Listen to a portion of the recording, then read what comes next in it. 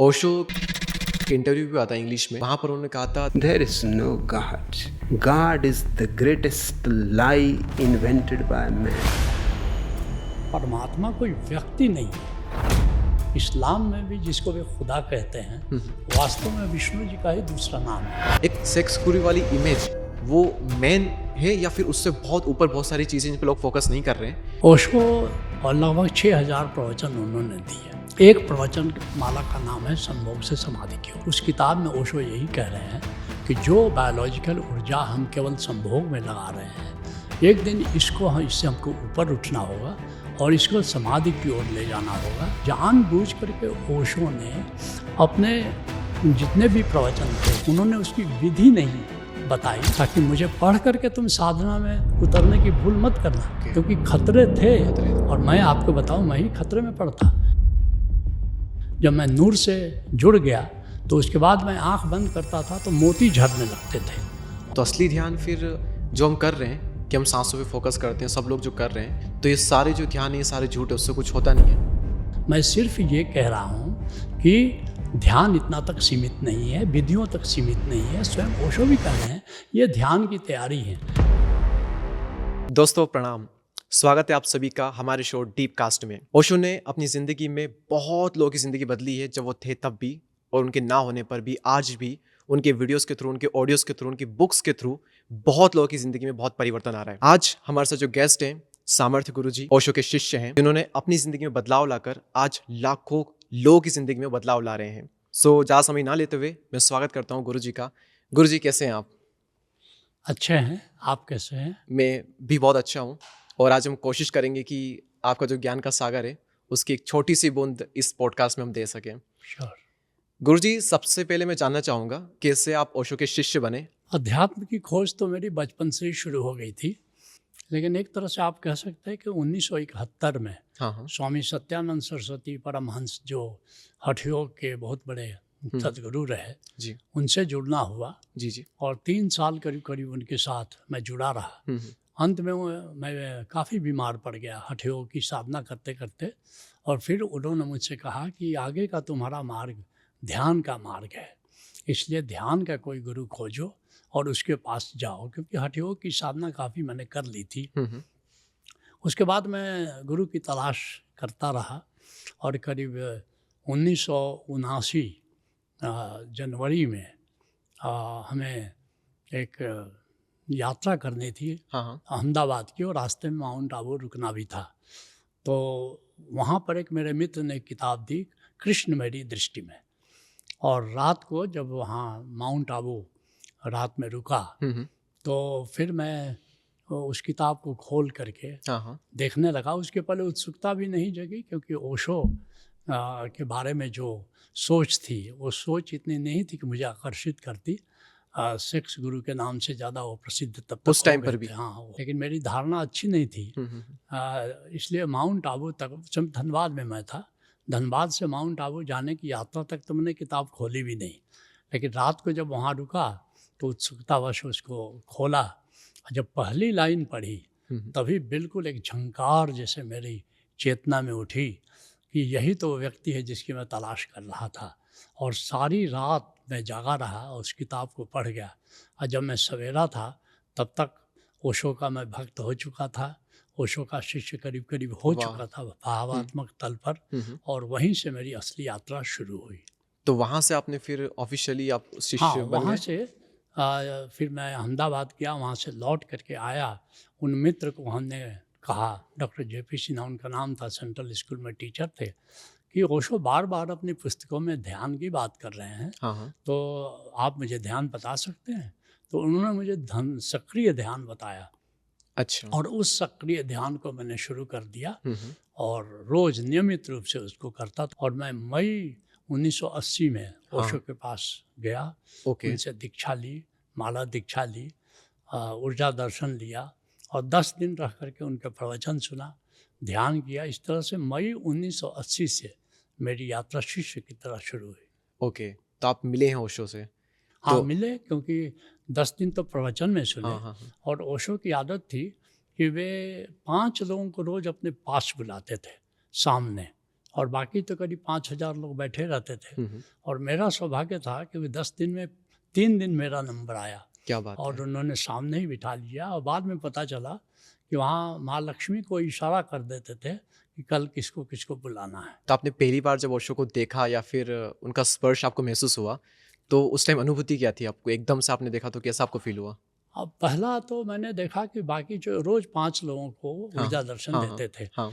तो मैंने देखा कि जो भी ऊर्जा दर्शन लिया, संगीत बड़ा सुंदर चलता था और वे ललाट पर लेकर के बहुत मेहनत करते थे, अंगूठे से उसकी ऊर्जा को जागृत करने की, चक्र को जागृत करने की कोशिश करते थे।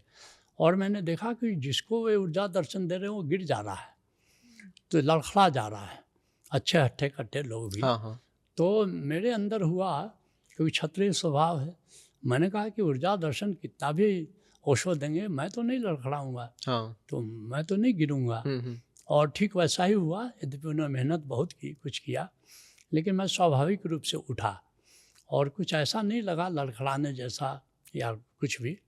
लेकिन 6 महीने बाद जब मैं गया और तब जाकर के, तब तक मेरी अकड़ ढीली पड़ गई थी और जब उन्होंने ऊर्जा दर्शन दिया हाँ। तो मैं भी उठा तो लड़खड़ा करके गिर गया। अच्छा। फिर लोगों ने मुझे संभाला और मेरा एक दोस्त इंतज़ार कर रहा था पूना रेलवे स्टेशन पर, उसी दिन ट्रेन भी थी, तो मुझे देख करके बोला कि कहीं शराब तो नहीं पी ली हो, आज तक तो मैंने सुना नहीं या देखा नहीं। मैंने कहा हाँ शराब पी रखी है, लेकिन ये शराब जो है ये मदिरालय में नहीं मिलती है, ये ओशो की मधुशाला में मिलती है। और वो 6 महीने तक उस नशे का असर रहा। तो ऊर्जा दर्शन का जो दूसरा जो अनुभव था वो स्मरणीय है। ओशो का अंतिम लक्ष्य क्या था, क्या है, और आपका भी अंतिम लक्ष्य और मेन जो गोल है आपका वो क्या है? क्या दोनों सेम है? आप उन्हीं के लक्ष्य को फॉलो कर रहे हैं या आपका अपना कुछ पर्पस है, कुछ लक्ष्य जिसको आप आगे बढ़ाना चाहते हैं? ओशो का लक्ष्य पहले मैंने ठीक से नहीं समझा और बड़ा मज़ा आया तब भी। कारण क्या था कि ओशो का होना, हाँ। ओशो को सुनना, ओशो को देखना इतना मादक असर करता था कि उसके आगे हमने कभी सोचा नहीं। लेकिन जब ओशो विदा हो गए तो एकदम से लगा कि जैसे दुनिया उजड़ गई और मेरे सपने चकनाचूर हो गए। 1990s में, हाँ, 1990। 1990 जनवरी में जब ओशो गए जी। तो 2 अनुभव बड़े अद्भुत हैं उसके। तो पहली बात तो ये कि जब ओशो गए 19 जनवरी को, तो मुझे सुबह से ही अच्छा नहीं लग रहा था। मुझे धनबाद जाना था उस समय, तब तक मैं रांची में आ गया था। रांची से धनबाद करीब 5 घंटे के डिस्टेंस पर है, तो मुझे चलना था करीब 7 बजे। हाँ। लेकिन ऐसा व्यवधान कुछ होता रहा, मन थोड़ा बेचैन रहा हाँ। कि मैं 3 घंटे बाद 10 बजे निकल पाया अपने घर से और करीब 5 बजे शाम तक ऐसा लगा कि मेरा प्राण निकल रहा है। बल्कि बीच में मैंने कहा, एक बोकारो जगह आती है हाँ। कि आज तो मेरा प्राण निकल जाएगा, लौट चलो। अच्छा। उन्होंने कहा कि हम लोग ऑफिशियल यात्रा पर जा रहे हैं, लौटने की कोई संभावना नहीं है, तो आप चलें। फिर 5 बजे शाम को रास्ते में एक मित्र मिलते थे, US सिंह, वो जनरल मैनेजर थे कोल इंडिया लिमिटेड में, तो उनके यहाँ गए। हम कि चलो चाय पीते हुए चलते हैं। और ठीक 5 बजे जब चाय पिया तो उसी समय लगा कि मैं बिल्कुल सामान्य हो गया, नॉर्मल हो गया। और शायद मैंने सोचा कि चाय पिया है इसलिए ऐसा हो गया। बाद में पता चला कि ओशो ने ठीक 5 बजे शरीर छोड़ा था।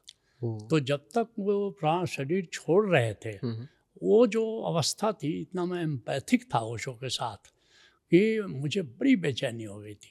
लेकिन 5 बजे मुक्त हुआ और रात को जब गेस्ट हाउस में हम लोग सो रहे थे तो रात 2 बजे मेरे मित्र जग गए, कुछ ऐसा हुआ। और मैं सोता रहा।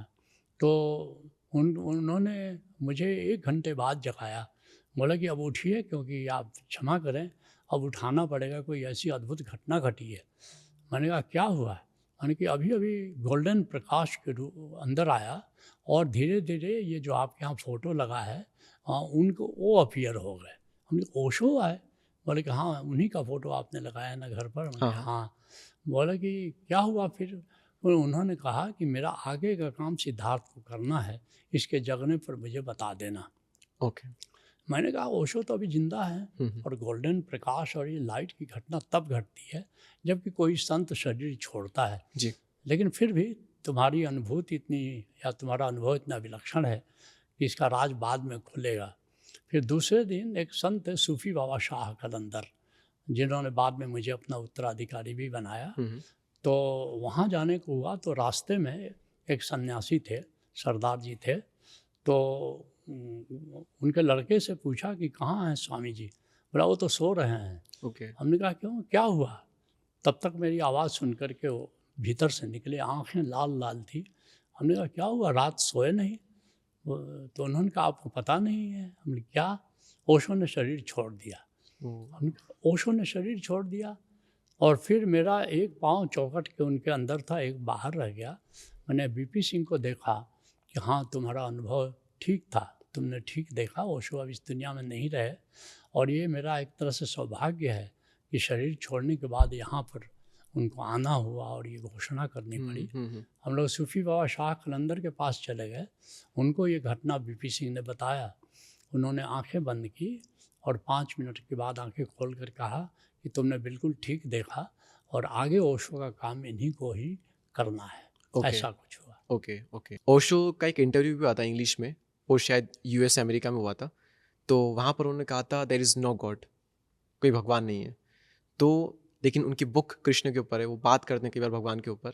तो इसका एक्चुअल ट्रुथ क्या है, सच क्या है कि वो भगवान को मानते हैं, उनके अनुसार भगवान होते हैं, या फिर ये सिर्फ मेक मिथ है, या किसी दूसरे रूप में वो भगवान को देखते हैं? एक्चुअली ये जो जितने भी अवतार हुए, हाँ, चाहे रामावतार हुआ या कृष्ण अवतार हुआ, तो ओशो ही नहीं है, वो जितने भी संत हैं, दादू हैं, दरिया हैं, रैदास हैं, कबीर साहब हैं जी।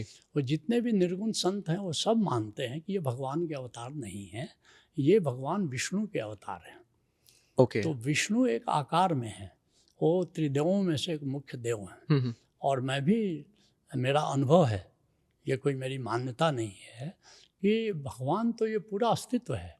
ये सारा आकाश जो आप देखते हैं ये चेतन है, ये जड़ नहीं है। और ओशो स्वयं कहते हैं कि जिसने आकाश की चैतन्यता को जाना उसने ही परमात्मा को जाना। ओके। मैंने भी एक गज़ल में अपने लिखा है, मेरे मुर्शिद ने कहा सिद्धार्थ सुन, आसमां खुद है खुदा हम क्या करें, दिया के नीचे अंधेरा क्या करें, या खुदा तू ही बता हम क्या करें। क्या बात तो है। सभी संत मानते हैं कि परमात्मा निर्गुण है, निराकार है। और सभी ने इशारे से लेकिन कहा है, जिस तरह मैं घोषणा कर रहा हूँ। देखा आपने, ओशो ने भी ये नहीं कहा कि आकाश परमात्मा है। ओशो ने कहा जिसने आकाश की चैतन्यता को जाना उसने परमात्मा को जाना। बात तो एक ही है, बात तो एक ही है, ये कह ही रहे हैं। और जितने अष्टावक्र भी कह रहे हैं, जनक भी कह रहे हैं कि मैं आकाश सच चेतन जैसा है, मैं चेतन आकाश जैसा हूँ, मैं गगन सरीखा हूँ, शाश्वत हूँ। लेकिन गगन सरीखा तो गगन ही है। तो इस तरह जितने भी निर्गुण संत हैं वो उसमें से सभी मानते हैं, 100% मानते हैं कि वास्तव में जो परमात्मा है वो सर्वव्यापक है। विष्णु सर्वव्यापक तो नहीं है, मान लो वैकुंठ में रहते हैं, या शिव जी शिवलोक में रहते हैं, या ब्रह्मा जी ब्रह्मलोक में रहते हैं। उनका भी मैंने अनुभव किया है, ब्रह्मा जी का अनुभव है, विष्णु का अनुभव है, या शिव जी का अनुभव है।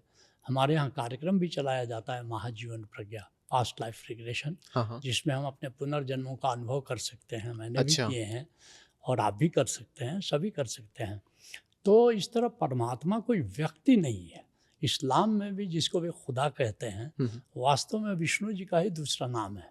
अच्छा। मोहम्मद साहब, क्योंकि मैं इस्लाम के बारे में सूफियों के माध्यम से मुझे पता है, वो कह रहे हैं कि जो देवदूत था वो ले गया मोहम्मद साहब को, और एक कुछ समुद्र जैसा था जिसमें वो लेटे हुए थे, खुदा लेटा हुआ था। तो जो विष्णु का स्वरूप है उसी का स्वरूप कुरान में वर्णन है, उसको वो खुदा कहते हैं। तो ये जो, और साथ साथ वो भी कहते हैं कि खुदा ज़र्रे ज़र्रे में मतलब सर्वव्यापक है। लेकिन व्यक्ति के रूप में भी इस्लाम को माना जाता है। ईसाई भी व्यक्ति के रूप में मानते हैं कि परमात्मा व्यक्ति के रूप में मौजूद है। और हमारे सनातन परंपरा में भी जैसे नारायण स्वामी संप्रदाय है, वो मानता है कि नहीं हो, वो तो परमात्मा सर्वव्यापक है, निराकार है, लेकिन उनके ऊपर एक नारायण स्वामी है जो कि उनसे भी ऊपर है, जो थोड़ी लॉजिकल ऐसा नहीं लगता कि इतना सर्वव्यापक, इतने ग्रह, इतने नक्षत्र, इतने तारे, और सबके को एक व्यक्ति कंट्रोल कर रहा है। ये बात तो किसी तरह से कोई भी समझदार व्यक्ति मानना नहीं चाहेगा। तो ओशो इसी बात को कह रहे हैं कि कोई व्यक्तिगत खुदा नहीं है, अगर है तो ये पूरा अस्तित्व ही। इसलिए बार बार ओशो के संबोधन में आप पाइएगा वो अस्तित्व शब्द का प्रयोग करते हैं। अस्तित्व की मर्जी होगी, अस्तित्व जिसको भगवान हम कहते हैं उसी को वे अस्तित्व कह रहे हैं। और भगवान उसको कह रहे हैं जिसने उस भगवान को अपने भीतर जाना, अपनी भगवत्ता को जाना, वो भगवान है।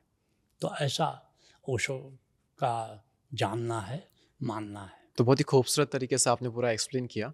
अब एक और चीज़ है कि ओशो की छवि, मतलब आप देखोगे पिछले 2-3 सालों में सोशल मीडिया पे उनके वीडियोस बहुत वायरल हुए, जो कि पुरानी उनकी आवाज़ थी, ऑडियो थे या कुछ वीडियोस थे। तो पिछले 2-3 सालों से वो बहुत वायरल हुए और बहुत लोगों ने उनको जाना, उनकी बातें सुनी। उसमें कई सारे टॉपिक उन्होंने कवर किए, ऑलमोस्ट सारे ही टॉपिक उन्होंने कवर किए सभी की तरह से। लेकिन एक बहुत इंटरेस्टिंग टॉपिक जो कि बाकी लोग कवर नहीं कर पाते, खुल के बातें नहीं कर पाते इस बारे में, तो उन्होंने इसके बारे में खुल के बातें की। तो उस वजह से उनकी वो वाले वीडियोस बहुत चले जहाँ पर वो सेक्स की बातें कर रहे हैं। तो वहाँ पर कहीं ना कहीं एक सेक्स गुरु वाली इमेज उनकी वहाँ पर बनी। तो एक सेक्स गुरु वाली इमेज वो मेन है या फिर उससे बहुत ऊपर बहुत सारी चीज़ें जिन पर लोग फोकस नहीं कर रहे हैं, और अगर वो है तो क्या है जो कि फोकस करना चाहिए जिन पर हमें? ओशो की लगभग 650 किताबें हैं 650 और लगभग 6000 प्रवचन उन्होंने दिए। एक प्रवचन माला का नाम है संभोग से समाधि की ओर। और लोग तो सेक्स के बारे में ज़्यादा सुनना चाहते हैं जी। और नेचुरल है कि उसी किताब की ज़्यादा चर्चा हुई। उनके सबसे बड़े जो आलोचक थे वो स्वामी करपात्री जी थे। उन्होंने किताब भी लिखी, क्या संभोग से समाधि संभव है। एक बार वे धनबाद में आए और मैं उनसे मिलने गया। उनका सारा प्रवचन इसी पर था कि क्या संभोग से समाधि संभव। जब प्रवचन समाप्त हुआ तो फिर मैं करपात्री जी से मिलने गया और करपात्री जी से मैंने पूछा कि मैं आप चूँकि व्यस्त हैं, वृद्ध भी हो गए हैं, तो ज़्यादा समय नहीं लूँगा, केवल आपसे मैं एक सवाल पूछता हूँ कि क्या आपने ओशो की वो किताब पढ़ी है। करपात्री जी ने कहा कि नहीं, मैंने पढ़ी तो नहीं है। मैंने कहा कि आप जैसे प्रज्ञावान व्यक्ति के लिए जो किताब आपने पढ़ी ही नहीं, आप उसी पर लगातार आज 2 घंटा बोलते रहे। मैंने सुना है कि आपने वो किताब भी छाप दी। तो मान लीजिए मैं आपसे एक सवाल पूछूं जी कि धनबाद से दिल्ली की ओर, तो आप धनबाद की गलियों में चक्कर काटेंगे कि आप दिल्ली की ओर जाएंगे धनबाद छोड़ करके। उनका स्वाभाविक है, युवक, मैं धनबाद की गलियों में क्यों चक्कर काटूंगा। हमने कि उस किताब में ओशो यही कह रहे हैं कि जो बायोलॉजिकल ऊर्जा हम केवल संभोग में लगा रहे हैं, एक दिन इससे हमको ऊपर उठना होगा और इसको समाधि की ओर ले जाना होगा, इसको परमात्मा की ओर जाना होगा, इसको ध्यान की ओर ले जाना होगा। करपात्री जी ने कहा कि मुझे अफसोस है कि मैं तुमसे पहले नहीं मिल सका और सारी ज़िंदगी मैं ओशो को गलत ही समझता रहा। मैं समझता हूँ कि जो लोग आलोचना करते हैं उन्हें वो किताब पढ़नी चाहिए। और जो हमारी बायोलॉजिकल ऊर्जा है ये 7 चक्रों के माध्यम से गुजरती है और अलग अलग चक्र पर जाकर के अलग अलग ऊर्जा के रूप में बदल जाती है जी। जैसे जब हमारे मूलाधार चक्र पर सबसे नीचे रहती है तो फिजिकल ऊर्जा बनती है, इसे हम शरीर से मेहनत करते हैं। जब ये दूसरे चक्र पर स्वादिष्ठान चक्र पर आती है तो सेक्स ऊर्जा में बदल जाती है। जब ये मणिपुर चक्र पर तीसरे पर आती है तो वाइटल फोर्स के रूप में, प्राण ऊर्जा के रूप में बदल जाती है जो हमें स्वस्थ रखती है। जब ये चौथे चक्र पर आती है तो ये प्रेम ऊर्जा के रूप में बदल जाती है जो एक दूसरे से हम चेतन से आकर्षित होते हैं, जिसको रोंडा बर्न एक किताब ही लिख दी है, द पावर। और उसके बाद जब 5वें चक्र पर, विशुद्ध चक्र पर आती है तो ये विचार ऊर्जा में बदल जाती है मन के तल पर। और जब 6ठे चक्र पर आती है, आज्ञा चक्र पर, तो यही ऊर्जा संकल्प ऊर्जा के रूप में बदल जाती है।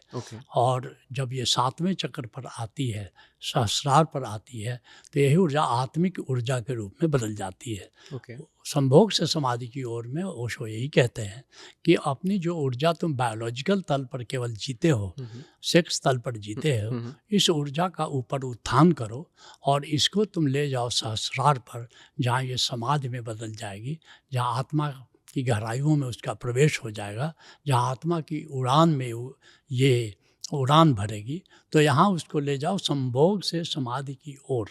यही कहते हैं कि सेक्स जो है न वंदनीय है, न इंदनीय है, बल्कि इस ऊर्जा को बदलना बहुत ज़रूरी है, इस ऊर्जा को समाधि में ले जाना ज़रूरी है। यही उस किताब का सार है।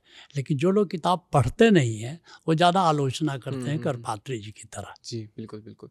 तो यही कुंडलिनी मेडिटेशन एक तरह से कुंडलिनी हाँ, ध्यान है? बिल्कुल। कुंडलनी का मतलब ही है कि कुंडलनी ऊर्जा हमारी, जैसे सांप कुंडली मारे बैठा रहता है मूलाधार चक्र जी। पर, तो ये मूलाधार चक्र और सेक्स चक्र जो है, इसी के बीच वो कुंडलनी का फैलाव है।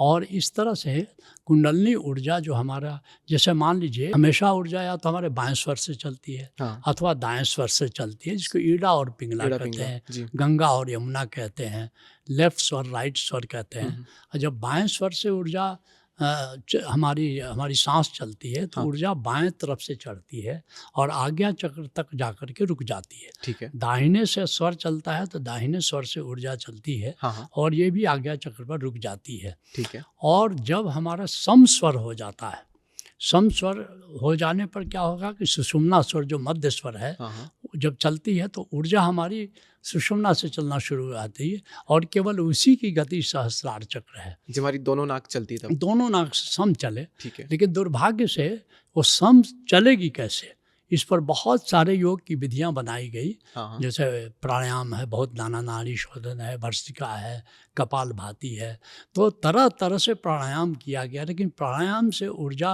इतनी आसानी से समस्वरता में नहीं आती है नहीं हमारी आती। सांस। अच्छा। यहाँ तक कि नाड़ी शोधन भी करते रहिए, बहुत देर करिए, 1 घंटा आधा घंटा, तब जा कर के थोड़ी देर के लिए होती है। लेकिन इसकी विधि जो है, जो सिद्ध योग के जो संत हैं, जैसे अगस्त ऋषि थे, जैसे साउथ में उसी पर एक सिद्धा मेडिसिन की परंपरा चली है, कुछ प्रैक्टिशनर्स हैं, लेकिन सबसे बड़े इसके जो ज्ञाता हैं गुरु गोरखनाथ हैं। गुरु गोरखनाथ की जो एक किताब है, जो सबसे मुख्य किताब है, गोरखवाणी कहते हैं। उस पर मेरा भावानुवाद गोरख गीता के नाम से है। तो जब मैं उस पर लिखा था तो एक मेरे भीतर एक, आप कह सकते हैं कि किसी से संपर्क करने की विधि मुझे प्राप्त है। तो उनसे पूछा कि वास्तव में ये आप कैसे कुंडली जगाते हैं हाँ, इसकी। हाँ। तो स्पष्ट रूप से निर्देश आया कि बहुत आसान है इसको समस्वरता लाने का। दोनों नासिका छिद्रों पर सांस लेते हुए भाव करो कि ये समान चलती है, और उसी पर हमारा एक प्रोग्राम है अजपा सिद्ध योग यहाँ पर, और हमारे साधक 5 मिनट के अंदर समस्वरता में चले जाते हैं। 5 मिनट में? और 5 मिनट काफ़ी है। ओके। काफ़ी है। हाँ। हमारे लिए तो 1 सेकंड काफ़ी है। अच्छा। लेकिन हमारे साधकों के लिए भी 5 मिनट से ज़्यादा नहीं लगता। और अजपा सिद्ध योग जो भी करते हैं वो सब जानते हैं। और उस समय जब जैसे ही ऊर्जा समस्वरता में चलती है, और बिंदु है यहाँ पर, क्योंकि गोरख की शिक्षाओं में 5 आयाम हैं, बहुत आसान है। पहला है रहनी। रहनी का मतलब है संयम, नियम, सदाचार से रहो। दूसरा है ये नाद का ज्ञान, जो ओंकार है। हाँ, हाँ। तीसरा है नूर, अर्थात डिवाइन लाइट, आलोक का ज्ञान, ऐसा है। और चौथा है ये समस्वरता, और ये 5वां है कुंडलनी। कुंडलिनी। तो कुंडलनी ऊर्जा को चलाने के लिए गोरखनाथ कहते हैं कि बिंदु का ध्यान करो और समस्वर ऊर्जा को चलाओ। ठीक है। और फिर कैसे इसको करेंगे, इस पर बड़ा विवाद है। इस पर बड़ी नाना प्रकार की गोरख धंधा चल रहा है। लेकिन हमने जो उनसे संपर्क करके विधि का इजाद किया है, वो समस्वरता को चलाना, उसमें 5 मिनट से ज़्यादा नहीं लगता। और अगर समस्वरता चलाइए आप 5 मिनट 10 मिनट, तो कुंडली ऊर्जा यहाँ पहुँच जाती है। अच्छा। और कुंडली जाग जाती है। कुंडली जागरण और ऊर्जा यहाँ चढ़ने में थोड़ा सा अंतर है। जैसे कुंडली जागी और आपने जा करके खाना कहीं खाया, प्याज लहसुन खा लिया, डोसा खट्टा खा लिया, तो ऊर्जा का एक विज्ञान है। कुछ चीज़ों से ऊर्जा चढ़ती है, कुछ चीज़ों से ऊर्जा गिरती है। तो जैसे ही उतरती है, वो चढ़ती है और फिर थोड़ी देर में उतर जाती है। कैसे पहचानेंगे कि कौन सी ऊर्जा हमारी अभी इस समय ऊर्जा कहाँ है, इसका भी विज्ञान हमने दिया है, वो बताएंगे आपको कभी। लेकिन जब यहाँ पर जा करके कम से कम स्थायी हो जाए, स्टेबल हो जाए, कम से कम 7 दिन, अधिक से अधिक 3 महीने ही वहाँ ठहरती है, फिर ऊर्जा नीचे आ जाती है। अगर 7 दिन तक वो ठहर जाए तो इसको कहते हैं कुंडलनी जागरण। जापान में इसको कहते हैं सटोरी, और जापान में इसी को ऊर्जा के रिस्पेक्ट में एनलाइटनमेंट भी कहते हैं। इसी को कहते हैं? इसी को कहते हैं। ठीक है। तो इसको अगर मैं समराइज़ करूँ तो अभी हमारी आप भी अगर आप चेक करोगे जो ऑडियंस देख रही है, आपकी एक नाक अभी चल रही होगी और एक नाक बंद होती है, तो एक ईड़ा होती है और एक पिंगला होती है।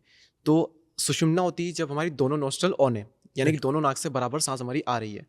तो उस कंडीशन में आप कुंडलिनी एक्टिव होती है, जागृत होती है। बिल्कुल आपकी ऊर्जा जो रूट चक्र है वहाँ से सुषुम्ना ऊपर उठना शुरू होती है। और आपका जो लास्ट चक्र कौन सा होता है ऊपर वाला हमारा? हाँ, जो बिंदु है हाँ हाँ एक्चुअली उसके नीचे है सहस्रार चक्र, हाँ हाँ लेकिन हर चक्र का एक बटन होता है। हाँ हाँ जैसा मान लीजिए कि आपका मूलाधार चक्र है, जी। तो कॉकिक्स में नीचे जो टेल एंड है वो उसका बटन है। और एक तरह से जब गुदा द्वार को सिकुड़ते हैं, जिसको मूल बंध करते हैं, तो मूल बंध लगाने से वहाँ से ऊर्जा रिलीज होकर ऊपर चलती है। अच्छा उसी तरह से मान लीजिए कि स्वादिष्ठान चक्र है, हाँ तो हारा केंद्र पेट को नाभि से 2 इंच नीचे हाँ एक डिप्रेशन का पॉइंट है, वो केंद्र है। जब यहाँ पर उसका स्विच दबाइएगा तब स्वादिष्ठान चक्र जग जाता है। उसी तरह से मान लीजिए मणिपुर चक्र है, नाभि उसका बटन है, हाँ चक्र रीढ़ की हड्डी में पीछे है। ओके तो इसी तरह से अनाहत चक्र का बटन यहाँ पर है, हाथ रखिएगा तो आप प्रेम पूर्ण हो जाइएगा। इसलिए बच्चों की माताएं जब हाथ यहाँ रखती हैं तो जाने ये खतरनाक एरिया में जा रहा है तो हाथ हटा देती हैं, और कोई कारण नहीं है। उसी तरह से 5वां चक्र जो है विशुद्ध चक्र, ये हमारा जो गर्दन की हड्डी पीछे वहाँ है, लेकिन कंठ चक्र में उसका बिंदु है। उसी तरह से आज्ञा चक्र यहाँ भीतर पिट्यूटरी ग्लैंड है वहाँ पर है, लेकिन टीका यहाँ लगाते हैं उस चक्र को जगाने के लिए, ओके वहाँ बिंदु है। उसी तरह सहस्रार चक्र यहाँ से 2 इंच नीचे जहाँ पर कि पीनियल ग्लैंड है वहाँ है, लेकिन वो जो बिंदु जैसे छोटे बच्चे होते हैं उनका जैसे वाइब्रेशन होता रहता है, वो ब्रह्मरंध्र जो है वो बिंदु है। ओके तो उस बिंदु पर ख्याल कोई रखे, गोरखनाथ कहते हैं, और समसरता में ऊर्जा चढ़े तो श्वास चले तो फिर ऊर्जा वहाँ चढ़ जाती है। लेकिन हमने यहाँ प्रयोग करके देखा है कि स्पेशल शुरू में बिंदु पर ध्यान देने की ज़रूरत है, बाद में तो आप केवल समस्वरता चलाइए तो उसी समय वो तो बिंदु का ख्याल आ ही जाता है। उसमें प्रयास करने की कोई ज़रूरत नहीं है। ओके तो मतलब हम टच करके भी उस बिंदु को, उस चक्र को एक्टिवेट कर सकते हैं? एक्टिवेट वो हो ही जाता है, हो ही जाता है। लेकिन अगर कोई बहुत देर तक यहाँ इसको रगड़ता रहे तो उसको एक मस्ती चढ़ जाती है और वहाँ पर ऊर्जा चली जाती है। केवल आप थोड़ा सा रगड़िए थोड़ी देर और उसके बाद में हाथ हटाइए, केवल रखिए, यहाँ पर रखने मात्र से वहाँ पर जग जाती है। और इसीलिए जितने सिख को आप देखिएगा जो लोग पगड़ी पहनते हैं उनकी आँखों में एक सरलता पाइएगा, क्योंकि वे यहाँ पर ऑटोमेटिक पगड़ी पहनने से ऊर्जा वहीं पर चली जाती है। तो बहुत ही खूबसूरत तरीके से आपने ये भी सारा एक्सप्लेन किया। ओशो का ही मैं एक वीडियो देख रहा था, इसी पर वो कह रहे थे कि ये बड़ा खतरनाक भी साबित हो सकता है कि अगर आपकी ऑलरेडी आपके माइंड में इतने विचार है, इतनी नेगेटिविटी है, इतना उथल पुथल मचा हुआ है और आप अपनी एनर्जी को नीचे से ऊपर की तरफ ले जाते हो, तो ज़्यादातर लोग इसको संभाल नहीं सकते इतनी एनर्जी को। तो कई बार ऐसा होता है कि साधु संत कई बार बहुत पागल हो जाते हैं इससे। तो ये किस हद तक सच है और इसको कैसे कंट्रोल किया जाए? हाँ, अगर इस ऊर्जा को अगर हम ठीक से नियमित रूप से एक जीवित सद्गुरु के अंदर रहते हुए अगर इसका अभ्यास नहीं करते हैं तो ऐसी दुर्घटना घट सकती है। और करीब करीब अध्यात्म के जितने अनुभव हैं, जैसे नूर है, जैसे भीतर हमारे दिव्य आलोक है, अगर आपने दिव्य आलोक की साधना ठीक से नहीं की तो फिर आपकी नींद उड़ जाएगी, क्योंकि हमको इन सब अनुभवों से हम गुजर चुके हैं, है ना। उसी तरह से अनाहत नाद गूंज रहा है। अगर अनाहत नाद की ऊर्जा किसी जीवित सद्गुरु के अंदर आपने नहीं किया तो इस अनाहत नाद को आपको इतना पकड़ लेगा कि आपको छोड़ेगा ही नहीं, और छोड़ेगा नहीं तो आप पागल हो सकते हैं। तो जितनी भी ये दिव्य साधना, उसी तरह ऊर्जा की साधना, इसको अगर मान लीजिए कि, और गलतियां लोग करते हैं, जैसे मैं जानता हूँ कि सक्रिय ध्यान लोग करते हैं और ऊर्जा को खूब तेज़ी से जगाते हैं, और एक छोटी सी भूल होती है। छोटी सी भूल क्या होती है कि लोग दाहिने स्वर चल रहा है या बाएं स्वर चल रहा है इसका ख्याल नहीं रखते और खूब ऊर्जा को झकझोरते हैं, तो ऊर्जा तो जाकर के यहाँ पर ब्लॉक हो गई, उसके ऊपर तो जा ही नहीं सकती। नतीजा होता है हाई ब्लड प्रेशर होता है, माइग्रेन होता है, और पोर्फिरिया नाम की बीमारी हो जाती है। और मुझे भी हुई, पोर्फिरिया इतनी बहुत ज़बरदस्त हुई, क्योंकि उसे ओशो का ये ध्यान करने के कारण नहीं, बल्कि स्वामी सत्यानंद सरस्वती ने जब हमको बताया कि इस तरह से हठ योग करना है, तो एक सीधी सी बात कही कि हमेशा योग करने के बाद, प्राणायाम करने के बाद 15 मिनट लेट जाना। लेकिन उस समय जवानी थी, हमने कहा कि लेटना समय बर्बाद करना है, और इस तरह रेगुलर वो लेटना विश्राम करना मैंने छोड़ दिया था। नतीजा ये हुआ कि पोर्फिरिया हो गया और करीब करीब पैरालिसिस की दशा हो गई, और डॉक्टर्स ने कह दिया कि 15 दिन में अब ये बचे हैं 15 दिन के लिए। तो बड़ा मुश्किल से फिर एक फिजियोथेरापिस्ट ने आया, किस तरह मसाज किया और वो फिर से ठीक हुआ। तभी स्वामी सत्यानंद जी ने कहा कि अब ये मार्ग तुम्हारा नहीं है, तुम अपने ध्यान मार्ग में जाओ। तो यही हालत, मेरी हालत, मुझे माइग्रेन या हाई ब्लड प्रेशर नहीं हुआ, लेकिन अगर कोई ऊर्जा, क्योंकि ओशो की जितनी ध्यान विधियाँ हैं वो सब ध्यान नहीं है, वो ध्यान तक ले जाने के लिए, ऊर्जा को जगाने के लिए है। चाहे सक्रिय ध्यान हो या कुंडलनी ध्यान हो या ब्रह्मनाथ ध्यान हो या नटराज हो या मंडल ध्यान हो या ऊर्जा ध्यान हो, चक्र ध्यान हो, केवल ऊर्जा को जगाने का है। और ऊर्जा को जगाने के लिए एक ही मार्ग है कि सुषुम्ना से जाए। लेकिन इस पर कहीं न कहीं बात रह गई, इसको इतना मूल्य नहीं दिया गया। और ऐसा हुआ है कि बुद्ध पुरुष ने कहा कुछ है, समझा कुछ गया है, साधना कुछ की गई है। ओशो ने ये सावधानी ज़रूर बदली कि मुख्य साधना के बारे में उन्होंने विधि कोई नहीं दी, क्योंकि अगर आप बिना जीवित सदगुरु के, में जिसको सूफी कहते हैं कि सीना ब सीना व्यक्तिगत रूप से ये विधियाँ दी जानी चाहिए और प्रैक्टिस की जानी चाहिए। तो इसलिए इन विधियों के बारे में ओशो ने बिल्कुल बताया नहीं, लेकिन उनको अनुभव था, क्योंकि उन्होंने अपने प्रवचनों में इसका उल्लेख किया है और संतों पर बोलते हुए इसकी चर्चा की है। लेकिन भूल से भी कहीं इसकी साधना कैसे करनी चाहिए, ओशो ने इसको बिल्कुल छुपा लिया, उसके बारे में बिल्कुल नहीं बताया। और जो भी ध्यान विधियाँ कराई जा रही हैं वो आत्मा की अंतराकाश की, जो अंतराकाश है हमारा, जैसे बाहर बड़ा आकाश है, अनंत आकाश है, ऐसे भीतर भी अंतर आकाश है। उस अंतर आकाश से जुड़ना ध्यान है। लेकिन आप सक्रिय ध्यान हो, कुंडली ध्यान में, कोई भी आचार्य जो आपको कराता है, या जो ध्यान प्रथम और अंतिम मुक्ति है, अगर आप देखिएगा तो ओशो खुद कह रहे हैं कि ये विधियां ध्यान नहीं है, ये कुंडली ध्यान नहीं है। प्रथम संस्करण जो है ध्यान प्रथम और अंतिम मुक्ति, तो उसमें प्रथम संस्करण, वो 10वां संस्करण है, 2004 का है, वो भी मेरे पास है। तो उसके 35 नंबर पेज पर कहते हैं ओशो कि ये सक्रिय ध्यान, ये कुंडलनी ध्यान, ये ब्रह्म ध्यान, ये ध्यान नहीं है, ये केवल ध्यान तक जाने की विधि है। और उसी तरह से इसको जब अभी लेटेस्ट जो एडिशन आया है 2021 के बाद आया है, उसको नाम भी बदल दिया है। पहले था ध्यान योग प्रथम और अंतिम मुक्ति, ध्यान साधना की मार्ग निर्देशिका, ऐसा नाम है। लेकिन बाद में भी लेटेस्ट एडिशन में उन्होंने करेक्शन कर दिया है कि ध्यान योग प्रथम और अंतिम मुक्ति, ध्यान विधियों की मार्ग निर्देशिका, ध्यान साधना की नहीं है, करेक्शन, ध्यान विधियों की मार्ग निर्देशिका है। ध्यान साधना के बारे में तो ओशो ने बताया ही नहीं। वो सारी ध्यान विधियां ऊर्जा को जगाने की है। एक भी, और वे सोचते हैं कि अगर ऊर्जा जग जाएगी तो ध्यान में प्रवेश करना आसान हो जाएगा, ऐसा कहते हैं। लेकिन सब के सब लोग विधियां कर रहे हैं। अच्छा, ओशो ये भी कह रहे हैं कि जब ध्यान में प्रवेश हो जाने की कला पता हो जाए तो विधियां छोड़ दो, विधियां करने की जरूरत नहीं है। लेकिन मैं दूसरे की क्या कहूँ, मैं 16 साल में ही फंसा रहा है इसी में। आप ही गलत ध्यान कर रहे थे। हाँ, इसी में वही करते थे, विधियाँ ही करते थे। सुबह सक्रिय ध्यान, शाम को कुंडली ध्यान, और दिन भर आनापान सती योग, वो भी गलत तरीके से। ध्यान सती, जो आनापान सती योग है वो नहीं है जो केवल सांसों को देखना है। ध्यान आनापान सती योग में आज बौद्ध भिक्षुओं से मैं बहुत मिला हूँ, तिब्बत में भी मिला हूँ, आपको नेपाल में भी मिला हूँ, बर्मा में मिला हूँ, थाईलैंड में मिला हूँ। विपश्यना में 6 भाग है, बुद्ध ने बताया था, लेकिन वे केवल आनापान सती योग एक करते हैं। और जो आनापान सती योग है उसमें क्या करते हैं, केवल आती जाती सांसों को देखते। ये आनापान सती है। जब तक आप आत्मा से जुड़ते नहीं हैं तब तक आप योग नहीं कर सकते। केवल सांसों के आने जाने से आप भुलक्कड़ हो सकते हैं, उसमें आपका योग नहीं बनता। जब तक आत्मा का स्मरण न बना रहे तब तक आप योग नहीं हो सकते।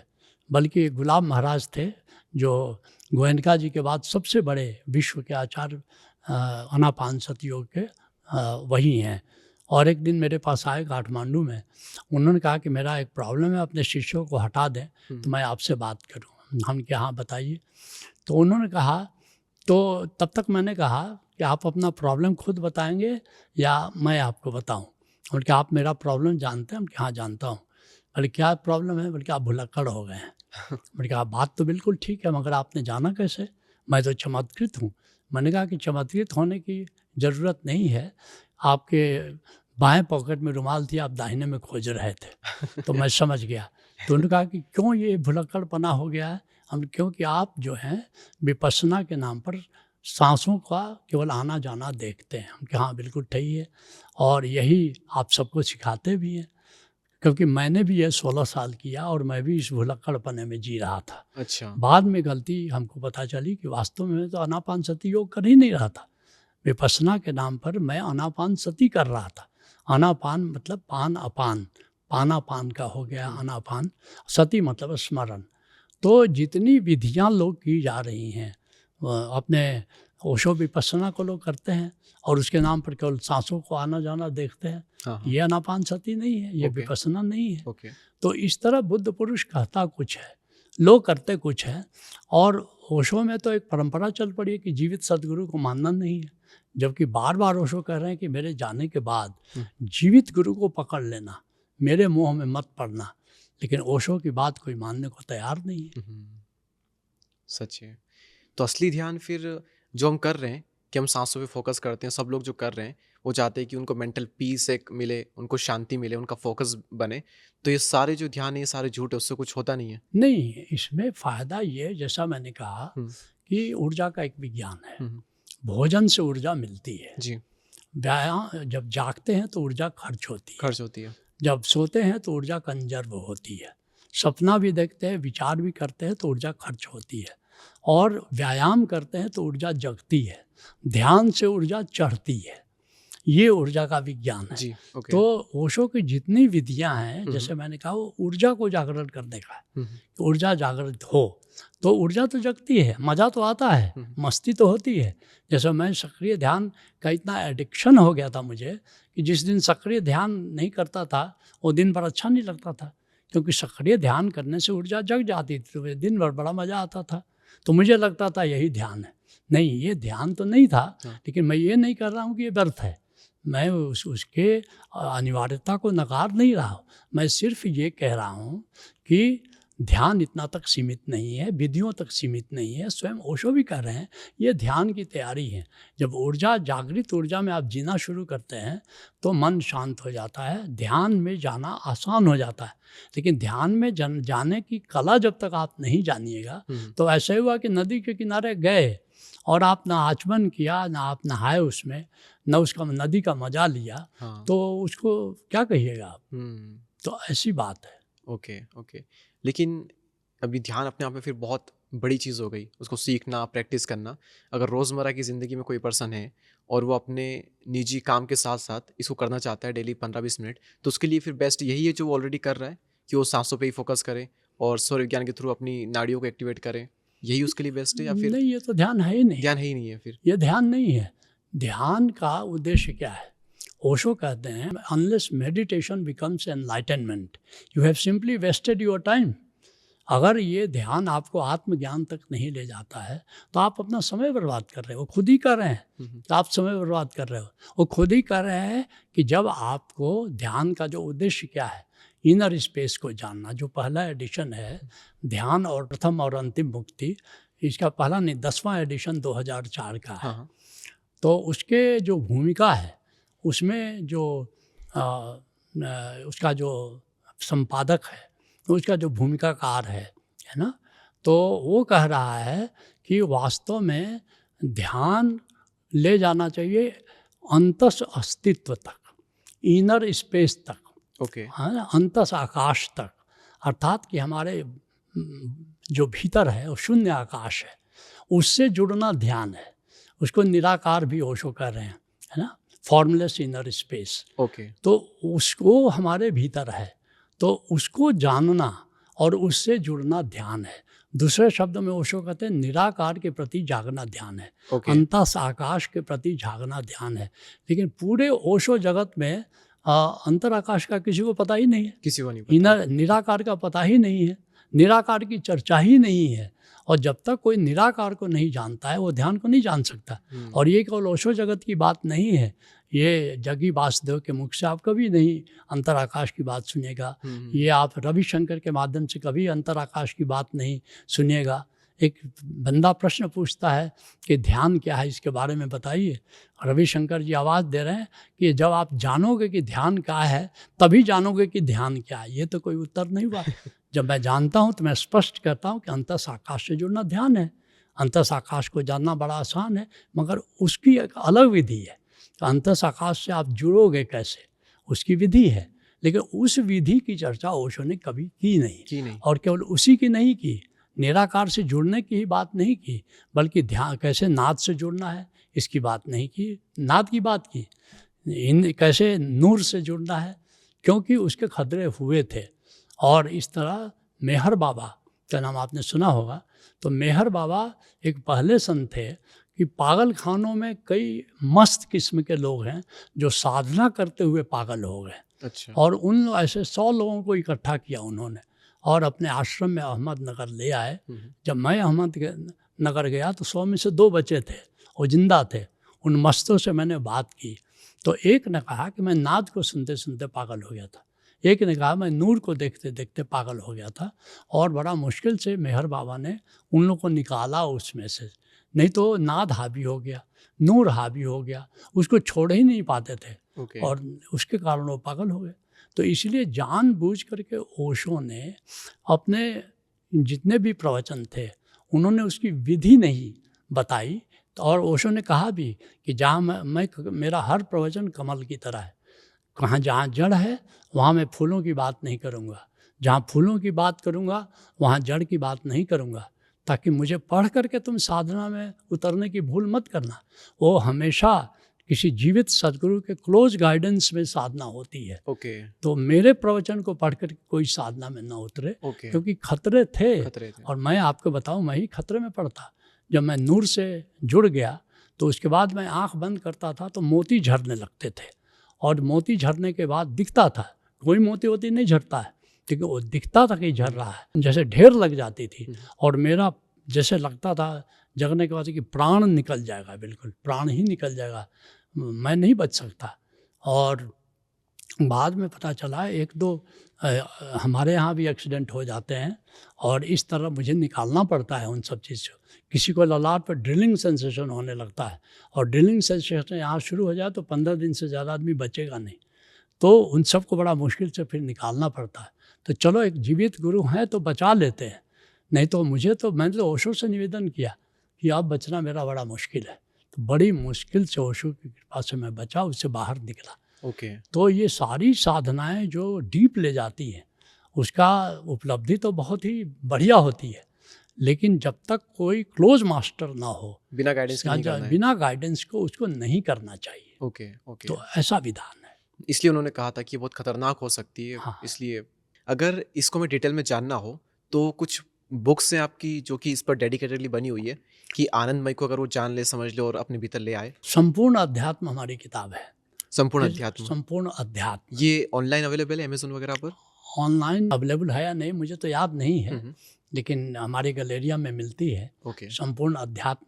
मैं अपने लोगों से कहता हूँ कि दोनों को भेंट कर दीजिए ये किताब संपूर्ण अध्यात्म, तो आपको अभी मिल जाएगा जी। अगर लोग भी अगर चाहते हैं इस किताब को खरीदना तो कहीं तो वहाँ गैलेरिया से लेना पड़ेगा। क्योंकि हमारी बहुत सारी किताबें अमेज़न पर हैं, किंडल पर हैं, लेकिन संपूर्ण सभी किताबें नहीं हैं।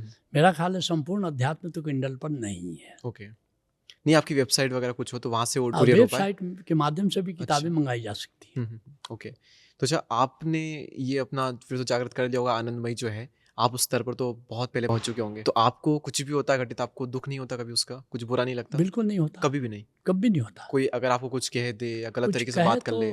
अच्छा लगता है। अच्छा। और आपको आश्चर्य लगेगा, आपको विधि बता देते हैं। हाँ। कि जीवन में या तो अनुकूल घटेगा या प्रतिकूल घटेगा जी। हर्षी प्रसाद सिंह कहते हैं ये जीवन क्या है, निर्जर है, मस्ती ही इसका पानी है, सुख दुख के दोनों की तीरों से चल रहा राह मनमानी है। तो हर नदी के दो कुल होते हैं, एक अनुकूल, एक प्रतिकूल। जी एक आपके उद्देश्य के अनुकूल घटना घटेगी जिसको आप पसंद करते हैं, जी एक कुछ घटनाएं घटेंगी कि जो कि आपके प्रतिकूल घटता है और कुछ अनुकूल घटता जी है, तभी नदी बहती है। जी नहीं तो अगर एक ही किनारा रह जाए तो डैम बन जाएगा, हाँ उसको नदी तो नहीं कहेंगे। जी तो जीवन का ये स्वभाव है, और जिन नियमों से ये सृष्टि चलती है उसमें एक नियम है संतुलन का नियम। जितना आपके जीवन में अनुकूल घटता है उतना ही प्रतिकूल घटता है। कम से कम 20 अनुकूल और 20 प्रतिकूल तो घटता ही है, लेकिन हम उस पर ध्यान नहीं देते हैं। करना क्या है, आपको पहचान लेना है। जैसे अखबार पढ़ते हैं, ट्रम्प कुछ कह रहा है, कोई कुछ कह रहा है, कुछ भारत के अनुकूल है, कुछ भारत के प्रतिकूल है, तो कुछ पढ़ करके, लिख के, कुछ सुन करके आपके जीवन में सभी तो आपकी तारीफ नहीं सुनेंगे, कहेंगे, कुछ आपकी निंदा भी करेंगे, कुछ आलोचना भी करेंगे। तो आपको करना केवल इतना ही है कि पहचान ले कि ये घटना घटी, यह भी प्रतिकूल हुआ, और आपके चेहरे पर हंसी आ जाएगी। आप इसको प्रत्यक्ष करके देखिएगा। हमारे लोग साधना करते हैं इसकी। अच्छा। हमारे लोगों को कोई कुछ कहता है तो पहचानते हैं। अनुकूल को पहचाने ना पहचाने, इट डजंट मैटर, लेकिन प्रतिकूल को पहचानते हैं, ये भी प्रतिकूल हुआ। और जैसे ही आपने ध्यान दिया कि ये भी प्रतिकूल हुआ, तो आपके चेहरे पर मुस्कान घटित हो जाएगी। तो ये एक सामान्य विज्ञान है, और इसको हमारे साधक करते हैं, संत भी इसको करता है। वो तो आनंद में है, जब प्रतिकूल घटेगा तो वो तुरंत पहचानेगा, ये भी मन ही मन बोलेगा नहीं, ये भी प्रतिकूल हुआ, और उसके चेहरे पर मुस्कान घटित हो जाएगी। तो ये बहुत सामान्य विधि है, जिसको अगर जान ले तो आप भी हंसिएगा, सब कोई हंसेगा। तो इस तरह किया जा सकता है। संत कभी भी दुखी नहीं होता है, दुख हमेशा द्वंद्व के कारण है, और वो द्वंद्व होगा। जब राम के जीवन में, कृष्ण के जीवन में प्रतिकूलताएं घटती हैं, तो राम की पत्नी को उठा ले गया, कृष्ण के माता पिता को जेल दे दिया, जब उनके साथ प्रतिकूलता घट सकती है, क्योंकि जब सृष्टि में आए हैं तो उन्हें भी समानता के नियम से चलना होगा, संतुलन के नियम से चलना होगा। लेकिन जब आप पहचान लीजिएगा कि ये प्रतिकूल हुआ, तो आपको कोई दुख नहीं होगा। तो संतुलन के विज्ञान को समझकर हम ये चीज़ कर सकते हैं। हाँ। तो अगर हमने संतुलन के विज्ञान को समझा कि एक अनुकूल हुआ है तो प्रतिकूल, और ये दोनों बराबर ही होगी। अगर आज प्रतिकूल हुआ तो कल अनुकूल भी होगा, और आज हमारा प्रतिकूल का जो कोटा है वो थोड़ा कंप्लीट हो गया। तो ये जानकर मैं खुश होऊंगा? नहीं, जानकर नहीं होगा, फिर जागना होगा। जागना होगा। जानने से आधी बात बनेगी कि प्रतिकूलता तो, लेकिन वो दरबान की तरह है, वो पहरेदार की तरह है। अगर चोर जान लेता है कि पहरेदार जागा है तो भीतर नहीं जाता है। हाँ। नहीं तो सीधे सब कॉन्शियस में वो प्रवेश कर जाता है। जी। सब कॉन्शियस के ऊपर अपनी जागरूकता की नज़र रखिए, तो फिर वो बाहर ही बाहर रह जाएगा। वो सब को जा करके दुख नहीं बनेगा। ऐसे ही जो चिंता है, भविष्य से संबंध है, हाँ। तो संबंध है, तो हर जो भी दुख है, जो कष्ट है, उसका एक पॉजिटिव भाव है। तो दुख का अस्तित्व तो नहीं है। कोई भी निगेटिव इमोशंस है, कामना है, क्रोध है, लोभ है, मोह है, ईर्ष्या है, द्वेष है, दुख है, भय है, इसका अस्तित्व नहीं है। अस्तित्व अंधेरे का नहीं है, अस्तित्व प्रकाश का है। प्रकाश की कमी हो जाने से अंधेरा हो जाता है। उसी तरह से हमारे आनंद की कमी हो जाने से दुख पैदा होता है। उसी तरह से हमारे भीतर मंगल तत्व है, मंगल तत्व की कमी हो जाने से चिंता हो जाती है। जैसे ग्लास है, ग्लास में कुछ खालीपन है क्योंकि पानी कम है। अगर पानी पूरा भर दिया जाए तो हवा नहीं रहेगी, खालीपन नहीं रहेगा। तो हम एक तरह से पानी का अस्तित्व है, खालीपन का अस्तित्व नहीं है। ऐसे ही हमारे भीतर, हमारे यहाँ 12 तत्व बताए जाते हैं कि अगर इन 12 तत्वों को साध लो, पॉजिटिव भावों को साध लो, तो तुमको न चिंता होगी, न दुख होगा, न भय होगा, न कोई उदासी होगी, न कोई अकेलापन महसूस होगा, न कोई खालीपन महसूस होगा। खालीपन क्या है? आनंद की कमी से खालीपन पैदा होता है। और अकेलापन क्या है? मैत्री भाव की कमी से अकेलापन हो जाएगा। उसे मंगल भाव की कमी से चिंता हो जाएगी। स्वीकार भाव से कमी से शिकायत भाव पैदा हो जाएगा। उसी तरह से मान लीजिए कि शिकायत की कमी है तो अहोभाव की कमी से शिकायत भाव पैदा हो जाएगा। और ये जो स्ट्रेस है, तनाव है, ये स्वीकार भाव की कमी से तनाव भाव पैदा हो जाएगा। तो ये सारे जो पॉजिटिव भाव हमारी आत्मा में मौजूद हैं, तो उनको जानना है। और इस तरह जो हमारे कार्यक्रम है, इस सारे भावों की अनुभूति पर अलग से प्रज्ञा कार्यक्रम भी है। प्रेम पर प्रेम प्रज्ञा पूरा कार्यक्रम है, जिसमें रौंडा वर्ण की द पावर पूरा प्रेम पर है। वो तो समाहित है ही, उसका स्पिरिचुअल एंगल भी समाहित है। ओके। तो उसी राइट माइंडफुलनेस, आनंद फ्रेशर्स भी कर सकते हैं उसको। राइट माइंडफुलनेस में आइए तो गौतम बुद्ध का पूरा विपස්සना उसमें बताया जाता है, और आनंद की अनुभूति कैसे की जा सकती है। आनंद से जोड़ करके रहिए तो फिर दुख नहीं होगा। ओके। तो ये इसका विज्ञान है। ओके। ओके। बहुत गहरी बातें हैं ये। इस पॉडकास्ट जो बिल्कुल स्टार्ट से देख रहा है ना, वही इन चीज़ों को समझ सकता है और विचार मंथन करके फिर उन चीज़ों को ला सकता है। तो हर इंसान इसको अपनी ज़िंदगी में ला सकता है। फॉर एग्जांपल अगर मैं ही हूँ तो बिल्कुल, ये सब जानना, आत्मा को जानना, ये तो आत्मा की बात अभी हम लोग कर रहे हैं। हाँ, हाँ। इसके बाद 14 तल के कार्यक्रम 3-3 दिन के हमारे ब्रह्म ज्ञान के हैं। तो हर इंसान का जन्म सिद्ध अधिकार है कि वो आत्मज्ञान से परिचित हो सकता है और ब्रह्म ज्ञान से परिचित हो सकता है।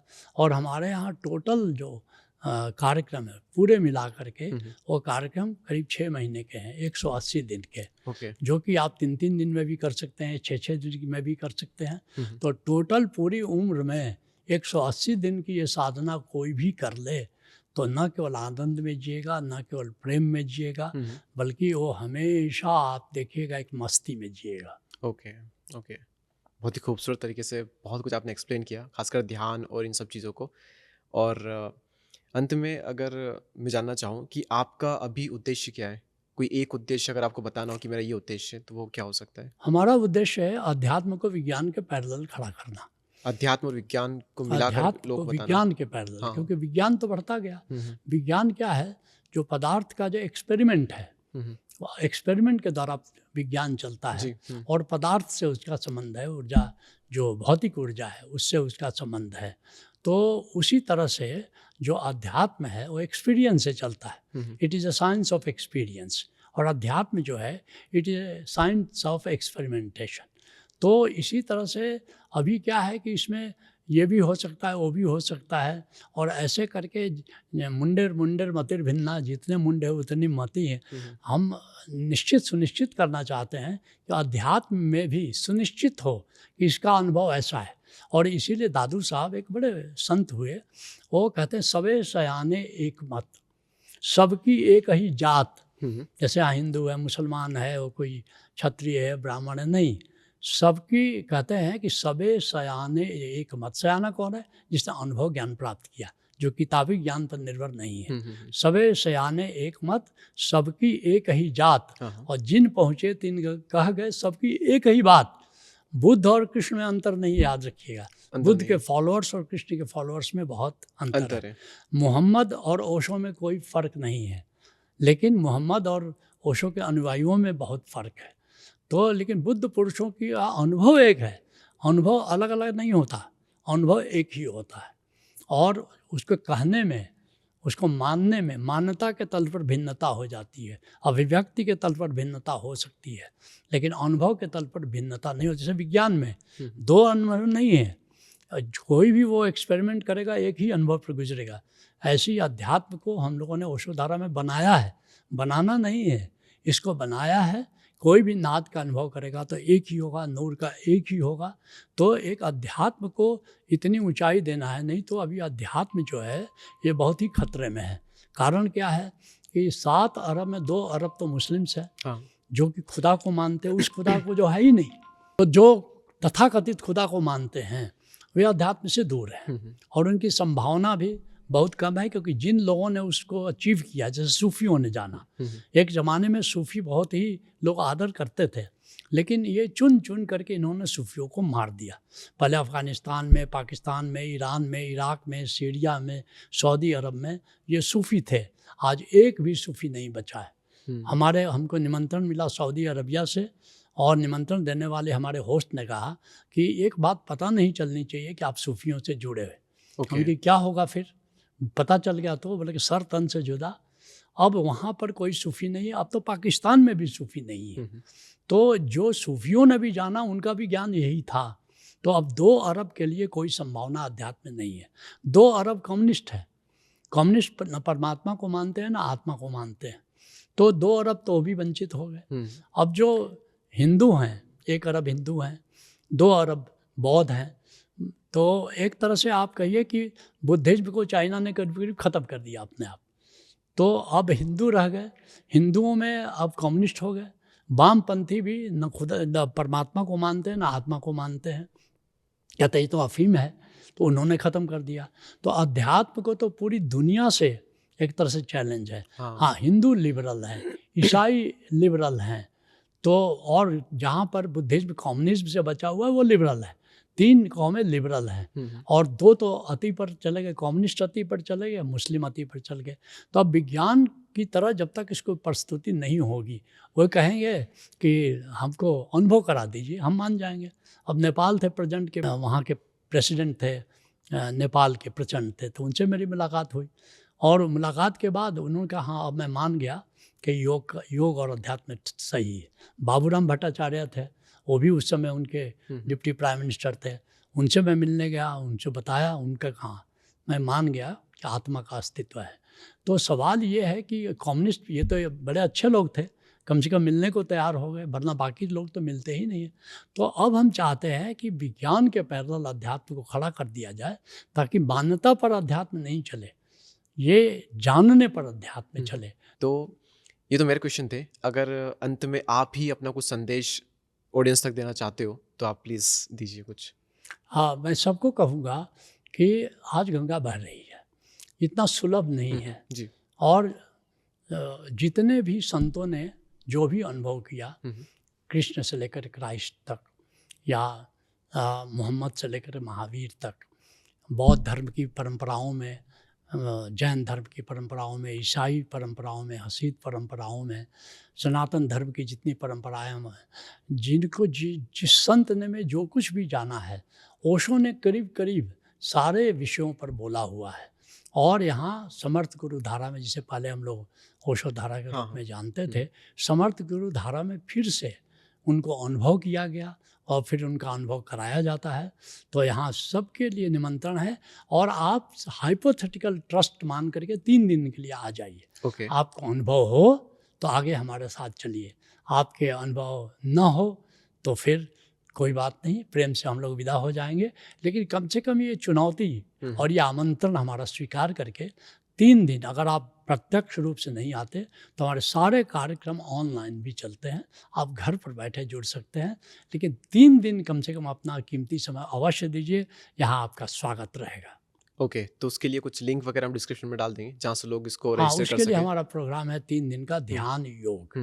ध्यान योग करके कार्यक्रम है, 3 दिन का है, ऑनलाइन भी चलता है, ऑफलाइन, और वेबसाइट में हमारा डला रहता है। ठीक है कि वहाँ से कैसे जान सकते हैं कि कौन सा प्रोग्राम कब है, ऑनलाइन ऑफलाइन। तो हमारा निमंत्रण ये 3 दिन ऑफलाइन अथवा 6 दिन ऑनलाइन के लिए स्वीकार करिए। बाकी अच्छा लगेगा तो हमारे साथ आगे चलिएगा, नहीं अच्छा लगेगा तो हम मान लेंगे कि अभी संप्रेषित करने में हमसे कुछ कमी रह गई।